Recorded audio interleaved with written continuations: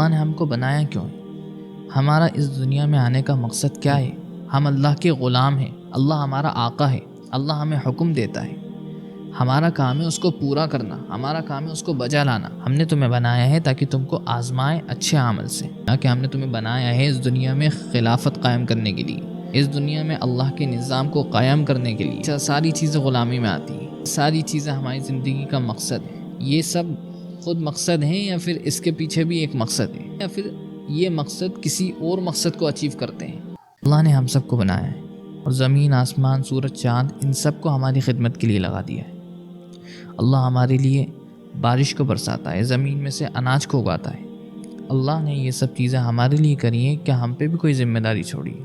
اللہ نے ہم کو بنایا کیوں ہے؟ ہمارا اس دنیا میں آنے کا مقصد کیا ہے؟ ہم اپنی مرضی سے نہیں آئے اس دنیا میں، ہمیں بھیجا گیا ہے، لیکن کس لیے بھیجا ہے؟ ہم اس دنیا میں موجود ہیں، ہمارا پرپس کیا ہے؟ ایک بھی چیز ہمیں آس پاس ایسی نظر نہیں آتی جس کا کوئی پرپس نہ ہو، جس کا کوئی مقصد نہ ہو۔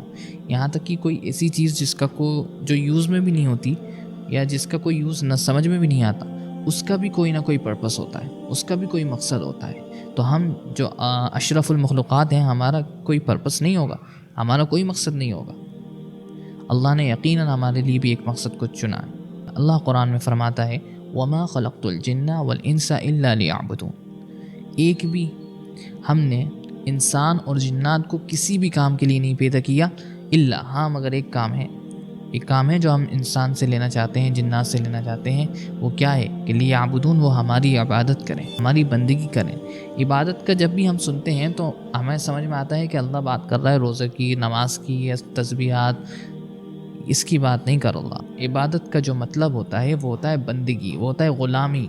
ہم اللہ کے غلام ہیں، اللہ ہمارا آقا ہے، اللہ ہمیں حکم دیتا ہے، ہمارا کام ہے اس کو پورا کرنا، ہمارا کام ہے اس کو بجا لانا۔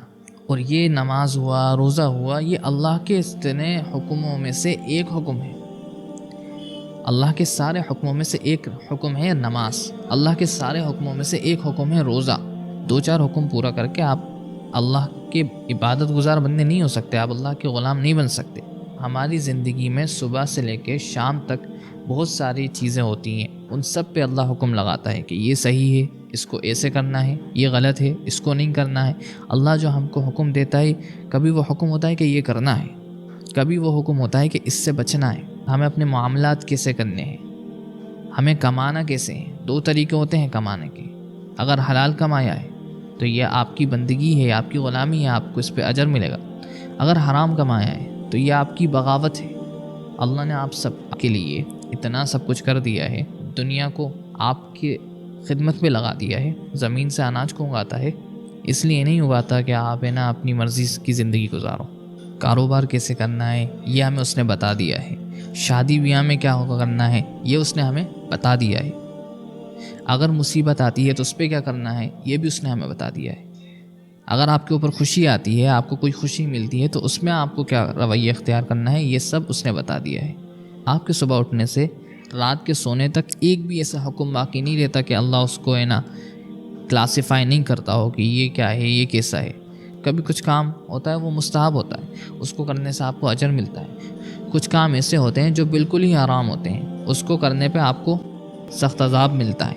کچھ کام ہوتے ہیں جو جائز ہوتے ہیں، جس کی آپ کو پرمیشن ہوتی ہے کہ آپ کر سکتے ہو۔ کچھ ہوتے ہیں مکروہ ہوتے ہیں، وہ حرام نہیں ہوتے لیکن وہ پسند نہیں کیے جاتے۔ تو ایک بھی ایسا کام نہیں ہے کہ اسلام اس کے آگے چپ ہو کہ مجھے نہیں پتا اس کا۔ ہر ایک کام ہے، ایک کام کو اللہ نے کلاسیفائی کر دیا ہے کہ یہ کیسا ہے۔ اور اس کے علاوہ بھی ہمیں قرآن میں اور ملتا ہے کہ اللہ نے ہمیں پیدا کیا ہے وَجَعَلْنَا لِيَبْلُوَكُمْ أَيُّكُمْ أَحْسَنُ عَمَلًا، ہم نے تمہیں بنایا ہے تاکہ تم کو آزمائے اچھے عمل سے۔ ہم نے موت اور زندگی بنائی ہے تاکہ تم کو آزمائیں۔ ہم تم کو آزمائیں گے بھوک سے، ہم تم کو آزمائیں گے موت سے، رشتہ داروں کی، اقابرین کی، ہم تم کو آزمائیں گے غریبی سے، اور ہم تم کو آزمائیں گے خوشی سے، تم کو خوشی دیں گے، تم کو دیکھیں گے کہ تمہارا رویہ اس پہ کیا بنتا ہے، تم اللہ کے شکر گزار بنتے ہو یا پھر اللہ کو بھول جاتے ہو۔ بہت سے تو اتنے ہائی لیول کے ہوتے ہیں کہ جب ان کے اوپر خوشی آتی ہے ان کو چاہیے کہ وہ اللہ کا شکر ادا کریں، لیکن وہ اس کے خلاف جاتے ہیں۔ اللہ ان کو خوشی دیتا ہے کہ ان کا نکاح طے کر کے، اور وہ اس کے بدلے میں کیا کرتے ہیں، وہ اس کے بدلے میں اللہ سے کہتے ہیں کہ تو نے مجھے خوشی دی، اب تو دیکھ میں تیرے حکم کی کس طرح دھجیاں اڑاؤں گا. اور وہ ایسے سیلیبریشن کرتا ہے جو بالکل قرآن و سنت کے خلاف ہوتی ہیں. اللہ کبھی آزماتا ہے مصیبت سے. تمہارے اوپر مصیبت آتی ہیں، بہت سے لوگ اللہ کو کوسنا شروع کر دیتے ہیں. اس میں ہمارا یہ اسٹیٹس نہیں ہے کہ اللہ کو ہم کوسیں. ہمارا یہ اسٹیٹس نہیں ہے کہ ہم اللہ سے شکایتیں بھی کریں کہ اللہ تو نے میرے ساتھ کیا کر دیا، بلکہ ہم اللہ کے سارے حکموں کو بھی پورا کریں. اس کے بعد بھی اللہ اگر ہمیں جہنم میں پھینک دے تو ہم اس سے اعتراض نہیں کر سکتے. ہم اس کے ہیں، اس کے بنائی گئی چیزیں. میں اپنی چیز کو توڑوں موڑوں جو بھی کروں، آپ اس پہ اعتراض نہیں کر سکتے. تو ہم بھی اللہ کے ہیں. اللہ ہمیں اگر ہماری فرما برداری کے بعد بھی ہمیں سزا دے گا تو بھی آپ کو یہ رائٹ نہیں ہے کہ آپ اس پہ اعتراض کرو. اور لوگ کیا کرتے ہیں، جب ان پہ مصیبت آتی ہے تو کوستے ہیں. اگر مصیبت آئے تو آزمائش ہے کہ اللہ یہ صبر کرتا ہے یا اللہ کو برا بلا کہتا ہے. اللہ نے فرمایا کہ وَجَعَلْنَاكُمْ فِي الْأَرْضِ خلیفہ. اللہ نے فرمایا کہ ہم نے تمہیں بنایا ہے اس دنیا میں خلافت قائم کرنے کے لیے، اس دنیا میں اللہ کے نظام کو قائم کرنے کے لیے. اور یہ کام صرف حکمرانوں کا نہیں ہے، ہر ایک کو الگ الگ ذمہ داری دی گئی ہے. حاکم کے لیے الگ حکومت ہے اور ایک عام بندے کے لیے الگ حکومت ہے. گھر کا سربراہ بھی حاکم کہلاتا ہے، اور اس کے جو ماتحت ہوتے ہیں، اس کی اولادیں، اس کے گھر بار، یہ اس کی ریاست ہوتی ہے. اور گھر کے سربراہ کو چاہیے کہ وہ اپنے گھر پہ اللہ کی خلافت قائم کرے، اللہ کے حکموں کو پورا کیا جائے گا. یہ ہر ایک کی ذمہ داری ہوتی ہے. ہر ایک کو کچھ نہ کچھ ذمہ داری دی گئی ہے. مرد کی الگ ذمہ داری ہے، عورت کی الگ ذمہ داری ہے. اور یہی خلافت ہے، وہ اپنی زندگی کے اندر خلافت قائم کرے. اور یہ ساری چیزیں عبادت میں آتی ہیں، ساری چیزیں غلامی میں آتی ہیں. ساری چیزیں ہماری زندگی کا مقصد ہے. اور جو اس مقصد میں اللہ کی بندگی میں، اللہ کی غلامی میں کامیاب ہو جائے گا تو اس کے لیے اللہ نے جنت تیار رکھی ہے. اور جنت کیسی ہے؟ جنت ایسی ہے کہ کسی آنکھ نے اس کو دیکھا نہیں ہے، کسی کان نے اس کو نہیں سنا، اور کسی نفس نے اس کو امیجن تک نہیں کیا ہے. امیجنیشن میں تو اتنی پاور ہوتی ہے کہ آپ کچھ بھی امیجن کر دو، کچھ بھی امیجن آپ کر سکتے ہو. آپ امیجن کر سکتے ہو میں وہاں ہوں، یہاں ہوں، یہ کر رہا ہوں، اڑ رہا ہوں. لیکن جنت ایسی خوبصورت ہے کہ اللہ کہہ رہا ہے یہ تو امیجنیشن بھی آج تک نہیں ہوئی.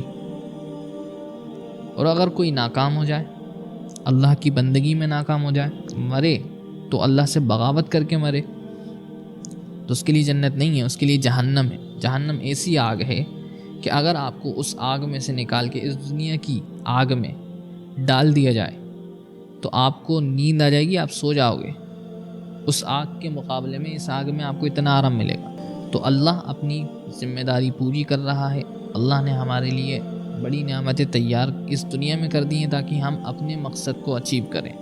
لیکن اگر ہم نہیں کر رہے تو وہ ہمیں قیامت کے دن ضرور پکڑے گا. اللہ نہیں چھوڑے گا قیامت میں. اب سوال یہ آتا ہے کہ اللہ ہمیں آزمانا کیوں چاہتا ہے؟ اللہ ہم سے عبادت کیوں چاہتا ہے؟ فرشتے بھی تو موجود تھے اس وقت، لیکن اللہ ہم سے عبادت کیوں چاہتا ہے؟ ہمیں کیوں آزمانا چاہتا ہے؟